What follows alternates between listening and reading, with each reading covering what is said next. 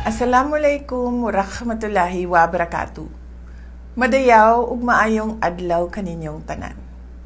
Magandang araw at maligayang Pasko sa inyong lahat. Tuwing Pasko ay binabalot ang ating mga puso ng mga biyaya na hatid sa atin ng kapanganakan ni Jesus.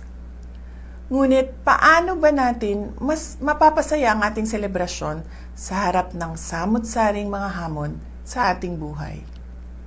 Mga kababayan, magiging mas makabuluhan ang Pasko kung ibabahagi natin ang mga biyaya ng Diyos sa ating kapwa, lalo na sa mga nahihirapan sa buhay, mga may karamdaman, mga ulila at walang tahanan, mga biktima ng sakuna at karahasan, at mga sektor na dumaranas ng kapabayaan.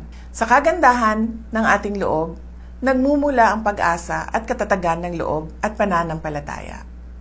At ito ang gagabay at magpapalakas sa atin bilang mga individual, bilang mga pamilya, at bilang isang bansa. Hangad ko ang inyong kaligayahan kasama ang inyong mga kapamilya at mahal sa buhay.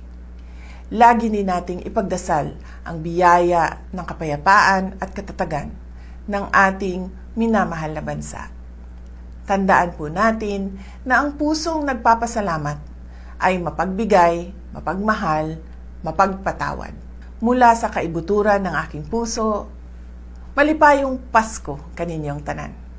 Mahalin natin ang Pilipinas para sa Diyos sa bayan at sa bawat pamilyang Pilipino. Syukran.